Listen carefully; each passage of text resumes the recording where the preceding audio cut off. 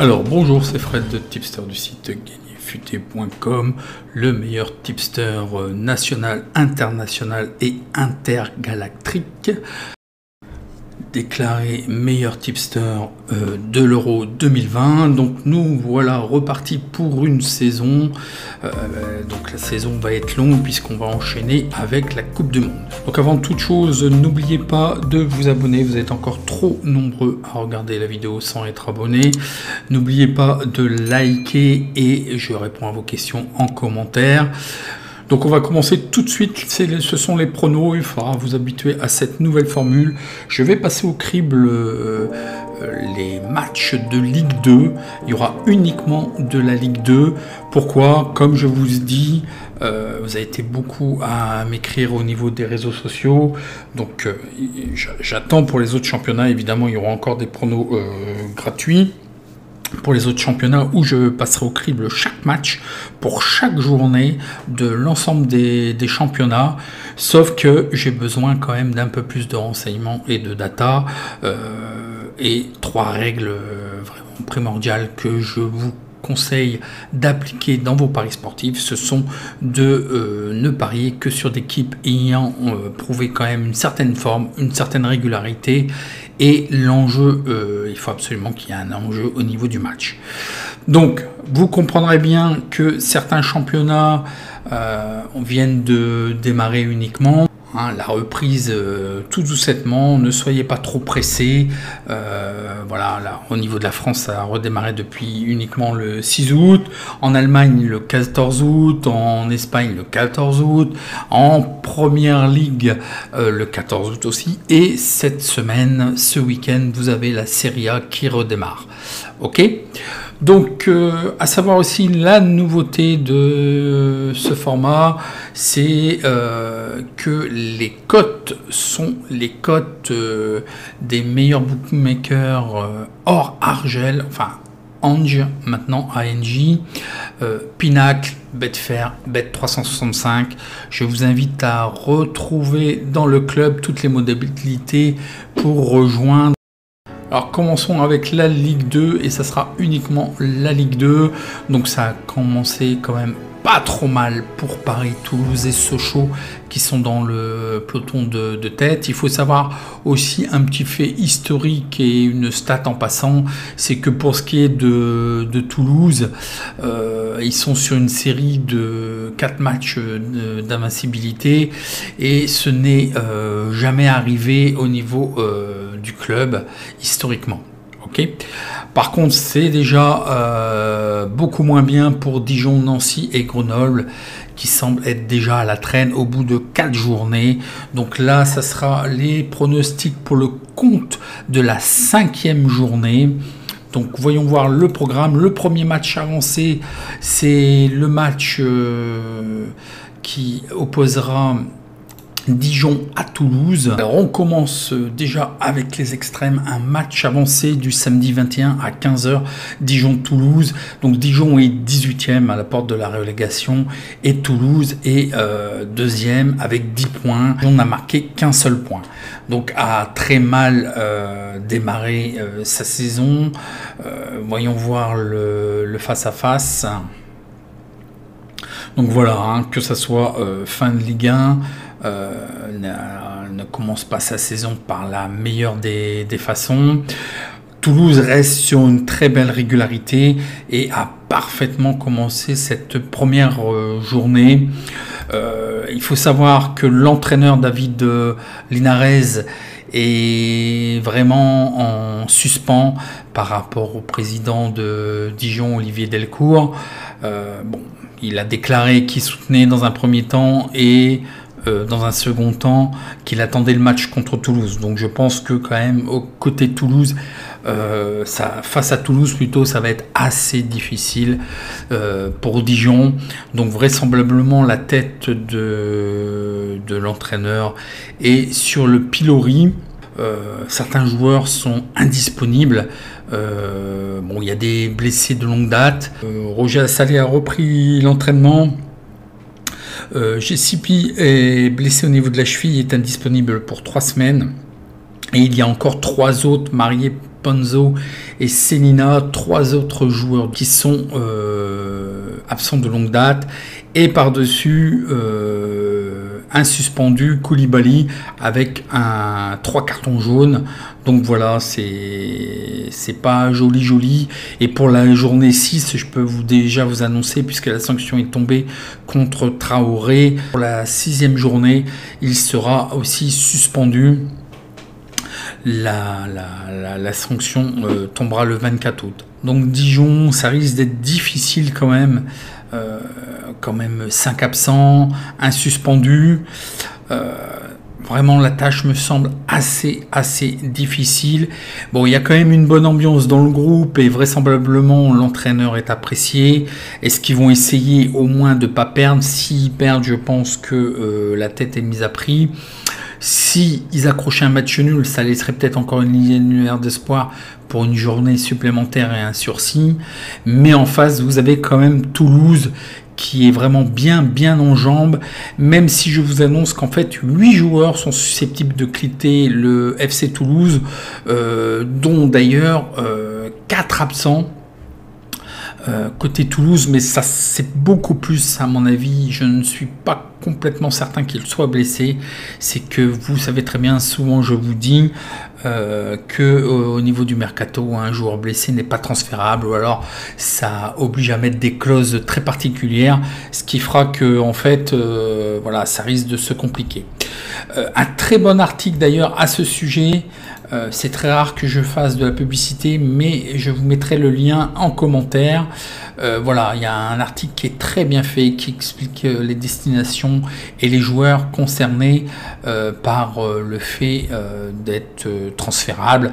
Bon, il y a genre par exemple évidemment une question de salaire, 70 000 € par mois pour Siliaga Silla, donc voilà, il est transférable. C'est un petit peu malheureusement l'argent qui va pêcher au niveau de l'ensemble des clubs, que ça soit de Ligue 1, de Ligue 2, le Corona Circus, vous n'êtes pas sans savoir, est passé par là, et voilà, il va manquer un peu d'argent dans les caisses, donc ça va dégraisser. Qu'est-ce qu'on peut dire? Au niveau du stade, il n'y a rien d'extraordinaire au niveau de Dijon. Il faut savoir quand même, il faut savoir que Toulouse n'a pas perdu dans 35 des 41 derniers matchs en Ligue 2. Là, ils sont aussi sur une série de 8 matchs sans défaite. Et là, aussi, d'un fait vraiment, aussi un autre fait quand même qui est assez intéressant côté Toulouse, c'est qu'en fait, ils sont invaincus à la mi-temps et aussi à la fin du temps réglementaire dans les 3 derniers matchs. Donc je pense vraiment de ce côté-là, Toulouse risque de faire vraiment très mal à l'adversaire. Donc là, tout simplement, donc je prends les fiches pronos, donc ce sont des fiches que vous allez voir maintenant, voilà, les matchs, et vous avez les données sur les matchs. Ne prenez pas trop en compte, je sais qu'il y en a qui sont assez friands de données, et n'allez pas recopier, surtout au niveau du BTS, voilà, il y a trop peu de matchs. Aussi bien les statistiques au niveau des probabilités. Là, c'est vraiment de ce que j'ai vu et ce que je vous ressors match par match. Alors, l'alerte algo nous donne le 2 et puis le under. Est-ce que Dijon va essayer de fermer? La problématique pour moi de Dijon, c'est la défense, tout simplement. Vraisemblablement, ils n'attendent pas de renfort. Je ne sais pas si il y a des possibilités. Vous savez que le mercato se termine jusqu'au 31 août. Donc il peut y avoir des changements. Moi, ce que j'envisagerais, c'est tout simplement le 2 en fait, la victoire de Toulouse. Moi, je ne crois pas vraiment qu'il soit quand même capable de faire quelque chose, Dijon. C'est vraiment trop difficile. Alors, le fameux logiciel de stats qui est en vente et avec une formation en français nous donne certaines probabilités, mais là, c'est assez étonnant. Au niveau des probabilités, 3-1 à 22%, je ne vois pas du tout Dijon marquer 3 buts. Donc il faut que je regarde. Moi, je verrai plutôt... donc moi, là, ce que vous allez voir, c'est le prono définitif, le 2. Et puis le score, certainement 1-2-0. Je pense que Si déjà ils n'en prennent que 2, ça sera déjà pas trop mal. Le match suivant sera Amiens contre Sochaux. Alors Amiens, hein, pareil à lui-même, c'est une descente douce, hein, encore, hein, toujours et encore. 16e, uniquement 3 points. Et Sochaux est sur les 3 premières places et 3e avec 9 points. Ça me semble aussi difficile côté Amiens. Là, ils n'ont pas encore montré bien grand-chose, hein. Il va falloir qu'ils se reprennent. Côté Sochaux, c'est quand même mieux. D'ailleurs, l'année dernière, hein, ils nous ont habitués à... je pense qu'ils ont un peu trop lâché prise en fin de saison. Ils avaient la possibilité de faire quelque chose. La fin de saison, ils l'ont laissé un petit peu couler malheureusement. Par contre, ce que j'avais remarqué, c'est que Sochaux était toujours quand même bien à l'extérieur, beaucoup mieux à l'extérieur aussi. Ils perdaient essentiellement leurs points à domicile et ça s'est vu en fin de saison. Mais ils ont fait une très belle série où vraiment on aurait pu les croire beaucoup plus haut au niveau du classement. Bon, ils ont lâché prise en fin de championnat. Moi, je les trouve bien à l'extérieur aussi. Là, ça me semble difficile pour Amiens encore. L'adversaire me semble d'un niveau supérieur. Au niveau effectif, côté d'Amiens, il y a 4 joueurs absents.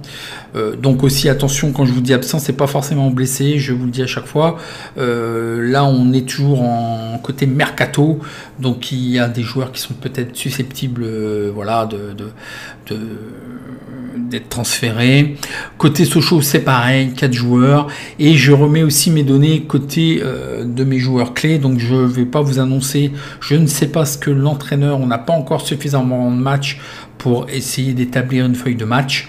Je ne sais pas ce que l'entraîneur vise par là. Qu'est-ce que je vais vous dire sur ces matchs-là? Quelques petites stats. Pour moi, ça me semble quand même difficile pour Amiens, hein. Ils ont gagné qu'un seul match sur les 9 derniers matchs. Et puis ils encaissent en moyenne, c'est ça aussi le problème, c'est la défense. Ils encaissent une moyenne de 2 buts par match, c'est quand même pas génial. Côté Sochaux, ils ont tendance justement en plus à marquer plutôt des buts, puisque leurs 3 derniers matchs à l'extérieur se sont soldés par plus 2,5 buts, donc c'est quand même intéressant. Donc c'est à prendre en compte. Voyons voir un petit peu les fiches pronos. Alors côté Amiens, ils nous disent quoi? Donc là vous avez les probabilités, mais je les prends pas pour argent comptant ni les elo ratings en fait. Je vous ai mis en fait les classements domicile extérieur.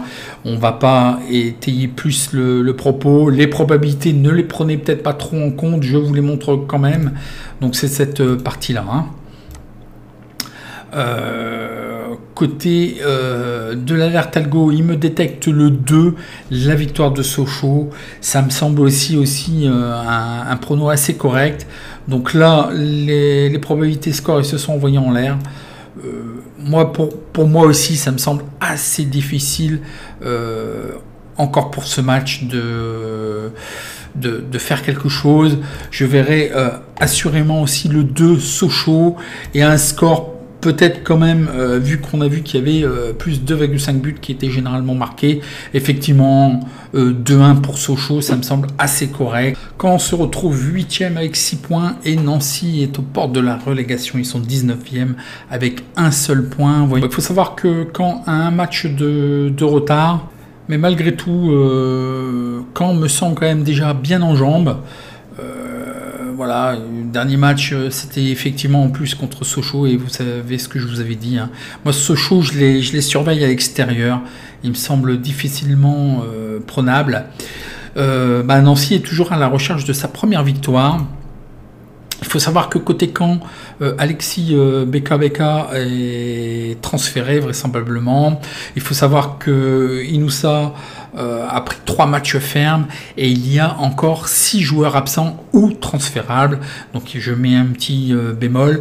Côté Nancy, il y a un joueur qui est suspendu, Hag, et puis vous avez 2 joueurs absents.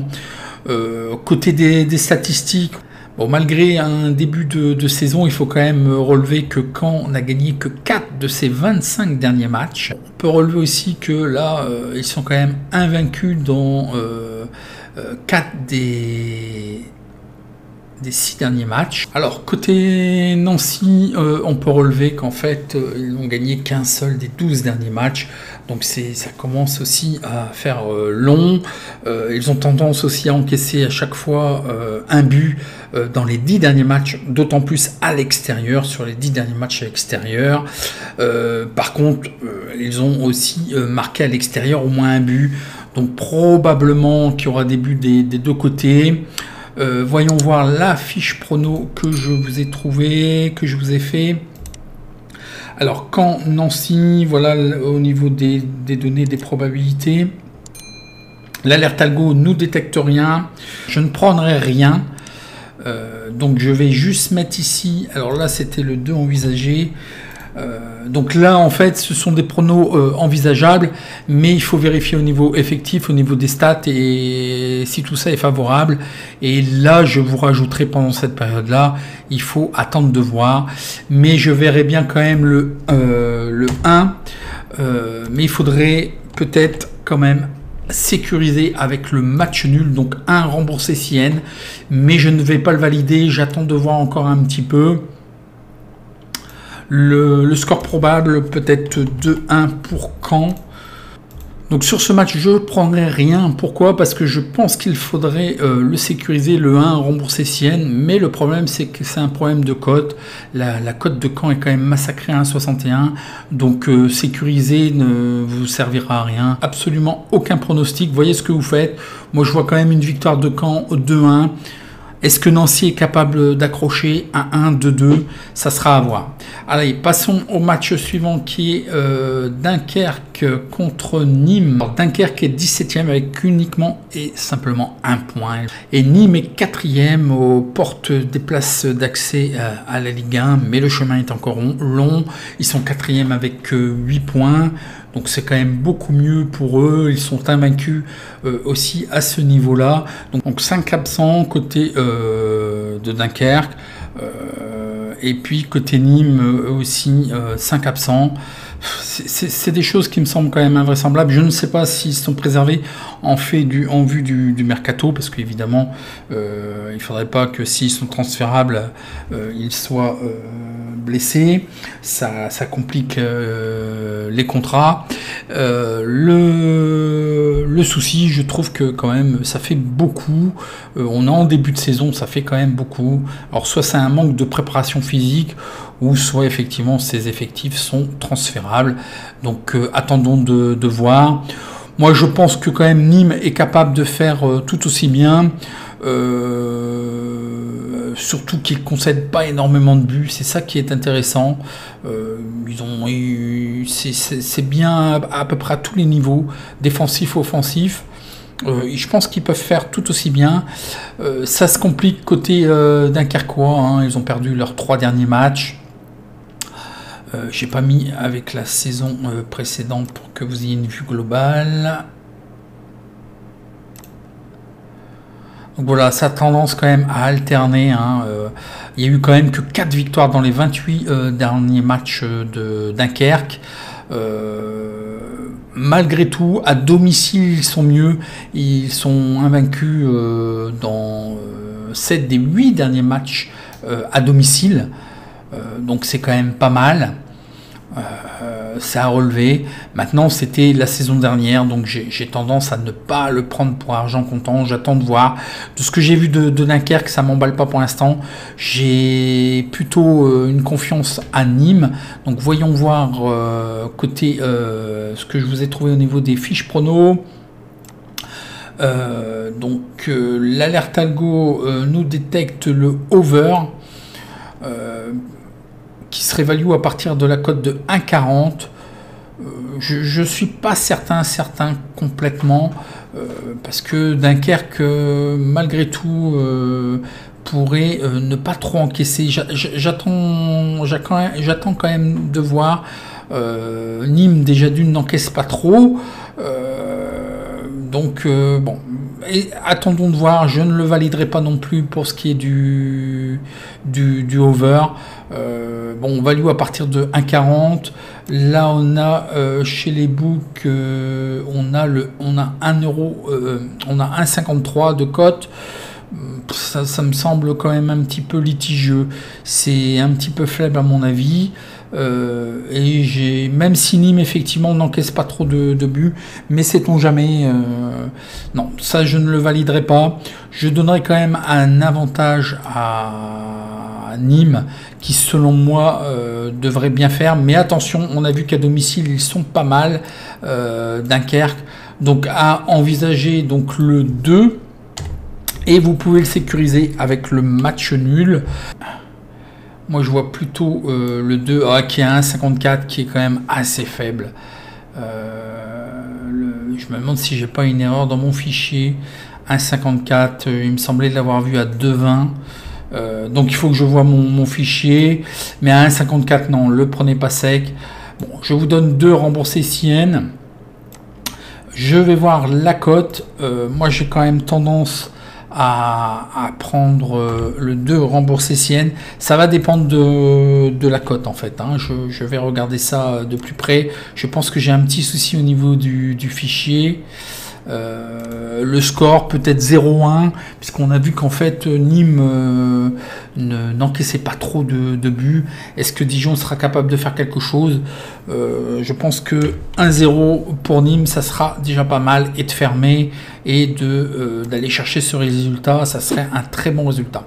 Voyons le match suivant qui est Grenoble-Quevilly-Rouen. Un démarrage catastrophique pour Grenoble puisqu'ils sont dernier 20e à lanterne rouge contre Quevilly-Rouen.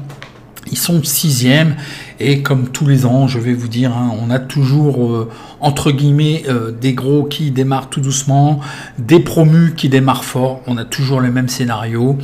On a des gros qui avancent en puissance tranquillement, qui affinent leur effectif. Grenoble est quand même assez décevant puisqu'ils avaient quand même très bien terminé la saison. Ils étaient prétendants à la montée. Bon là voilà, ça tombe de travers. Il y aura un suspendu Oriondo côté Grenoble, et puis aussi Diaby côté Quevilly-Rouen. Avec ça, il y a 3 joueurs absents côté Grenoble et 5 joueurs absents côté Quevilly-Rouen. À savoir aussi côté Grenoble, c'est que Charles Piquel, un milieu de terrain en fait de Grenoble, sera en partance pour le Portugal. Et puis bon, en dernier lieu aussi, il n'y a pas grand chose qui va. Je ne sais pas si vous avez vu Yorick Ravé qui a raté son penalty contre Niort. Donc voilà, ça a fait une défaite, mais il y avait une possibilité d'accrocher le match nul, ce qui aurait été pas mal. Côté Quevilly-Rouen, rien à dire. Vraiment une équipe assez plaisante. J'ai aucune stat, mais côté Grenoble, on peut dire que le bas blesse quand même, c'est que lors des 4 derniers matchs, il n'y a aucun but de marqué. Donc comment voulez-vous gagner? D'autant plus que, comme je vous ai dit, c'est pour ça que je pensais au penalty. Ils ratent même un penalty, donc ça me semble difficile pour Grenoble. Alors bon, ils peuvent très bien finir la saison après, mais c'est les points perdus qui manqueront pour la fin de saison. Là, vraiment, il faut qu'ils se reprennent. C'est quand même dommage parce que Grenoble était quand même invaincu à domicile dans 18 des 20 derniers matchs. Bon, là, une mauvaise série, une seule victoire en 6 matchs. Là, ça me semble difficile. Alors, que dire au niveau fiche prono sur cette équipe? Donc, je prends un petit peu les données. Donc, je ne prends pas vraiment les probabilités pour l'instant encore. Il n'y a pas assez de matchs, c'est pas assez affûté. Je vais regarder quand même par curiosité parce que l'Alert Algo m'a fait des choses vraiment très intéressantes actuellement. D'ailleurs, je vous montre, je vais vous en reparler. Voilà, l'Alert Algo là pour le début de saison me fait vraiment un début de saison exceptionnel.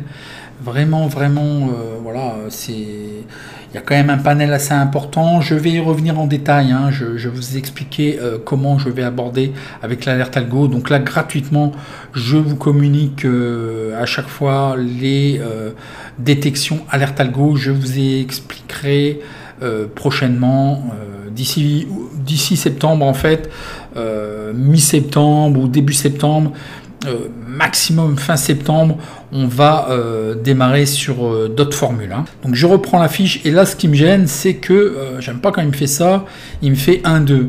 Bah oui, parce qu'il est perturbé avec les bons résultats de Grenoble et vraisemblablement il est perturbé avec les bons résultats de début de saison de QVI Rouen. Donc là vraiment je prendrai rien, c'est vrai que ça va être un match à observer.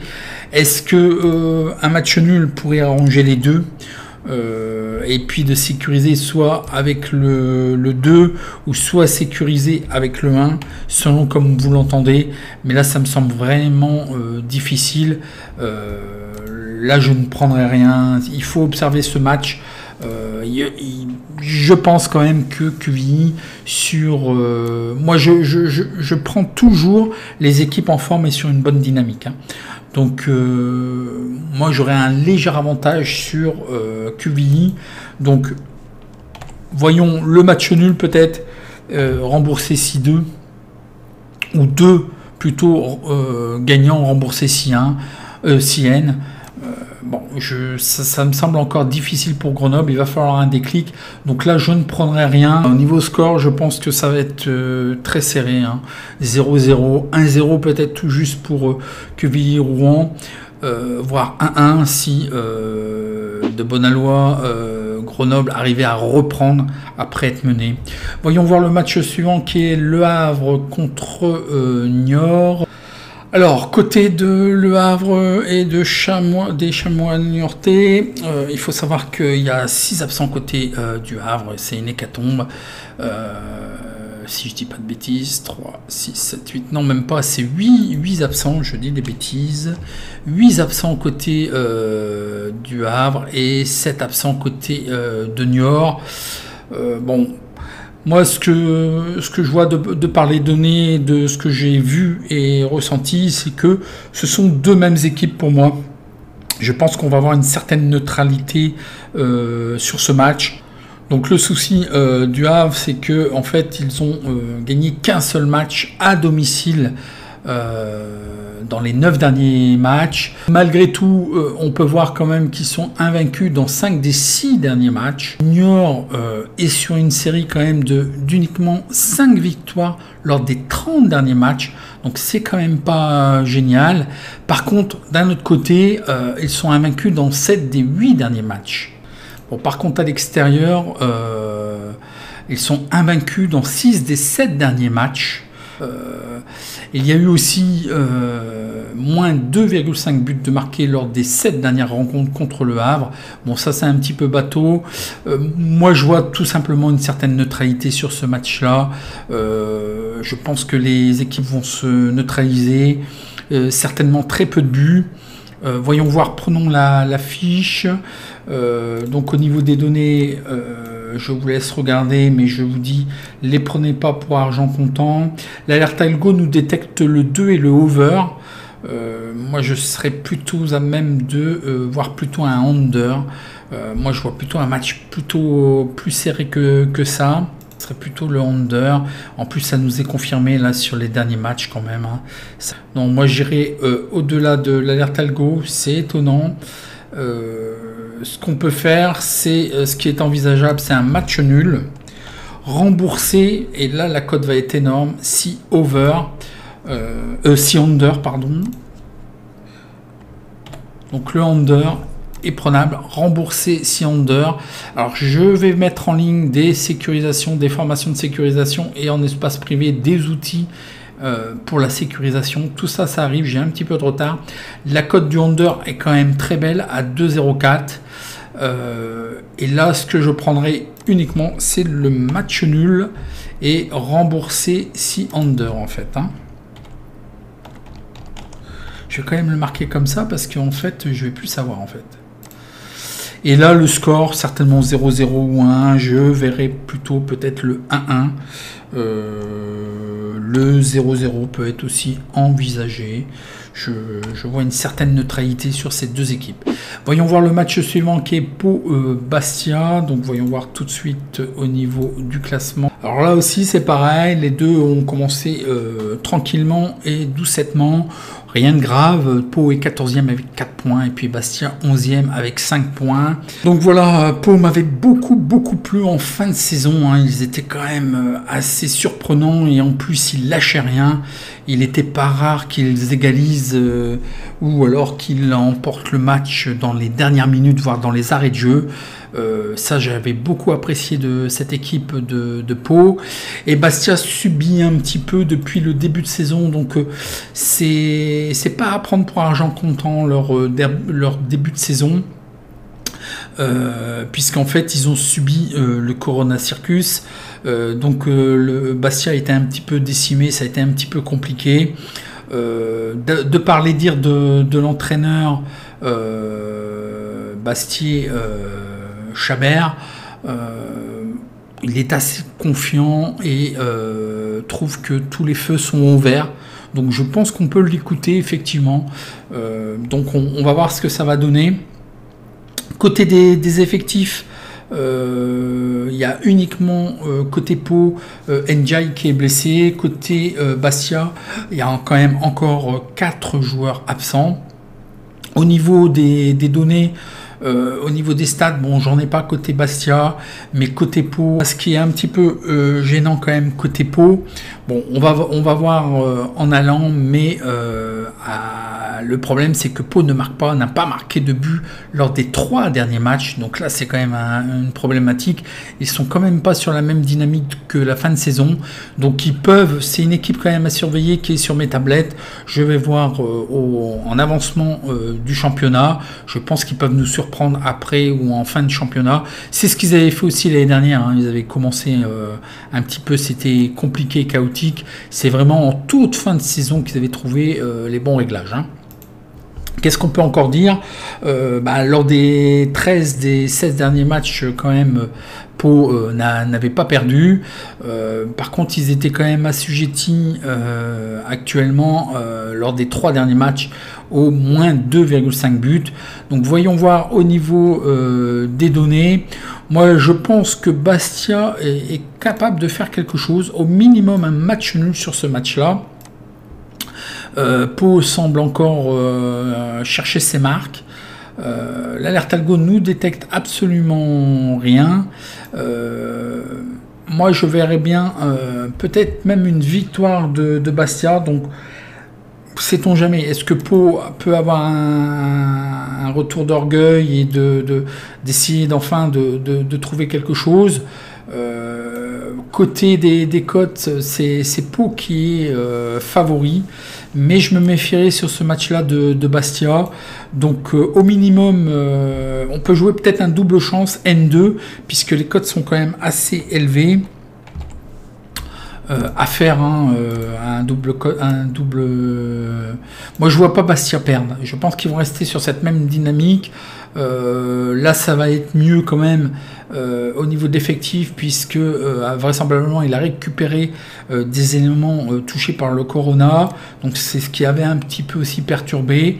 Moi, je serais parti pour voir Bastia ne pas perdre. Donc soit vous faites N2, soit 2N. Donc N remboursé C2, 2 remboursé CN, ou le double chance N2 ou 2N. Donc là, ce que je validerai, c'est 2N en fait. N2, 2N, double chance uniquement. Hein. Le score que je verrai, là peut-être 1-1, peut-être 2-1 pour Bastia. Je pense qu'il pourrait peut-être faire quelque chose, un coup sur ce match. L'entraîneur semble assez confiant dans ses déclarations. Le dernier match est Valenciennes contre Rodez. Donc voyons voir les classements. Donc Valenciennes, ils sont tous les deux dans le creux du classement, 12e avec 5 points. Et puis Rodez, 13e avec 5 points aussi. Voyons voir le face-à-face. Alors, côté Valenciennes, il y a... que je vous dise pas de bêtises, 5 joueurs absents et vraisemblablement côté de Rodez, le groupe serait au complet. Bon, comme vous le voyez, Valenciennes a quand même tendance, tout comme l'année dernière, à alterner les résultats. Contre Rodez, malgré qu'ils ne gagnent pas beaucoup, mais sont quand même assez solides et arrivent à tenir. Et voilà, il y a beaucoup de matchs nuls côté Rodez. Alors côté stats, il faut savoir quand même que Valenciennes n'a gagné qu'une seule victoire lors des 7 derniers matchs à domicile. Il n'y a pas grand chose à dire. Rodez, c'est pareil aussi, hein, ils ont remporté que 2 matchs en 21 dans les 20 derniers matchs à l'extérieur. Donc voilà, je pense que ces deux équipes-là vont se neutraliser. Et puis lors des 3 derniers matchs, il y a eu moins de 2,5 buts côté Rodez. Donc voyons voir la fiche. Je vous montre un petit peu les données. Qu'est-ce que nous trouve l'alerte algo? Nous trouve le 2. Je ne le suivrai pas particulièrement. Moi, je vois encore aussi un match nul qui sera envisageable et de le sécuriser avec l'under en fait, hein. Sécuriser avec l'under. Moi je pense qu'il y aura très peu de matchs sur ce match, une certaine neutralité. Le under à 1,62, le match nul à 3,23. Voilà, N remboursé si under, ça serait le dernier prono que je prendrai. Et voilà, sécu under, hein, remboursé sim under, certainement peut-être un 0-0, voire le 1-1, je pense qu'on sera pas loin de la vérité. Et voilà, c'était le dernier match pour la 5e journée de Ligue 2.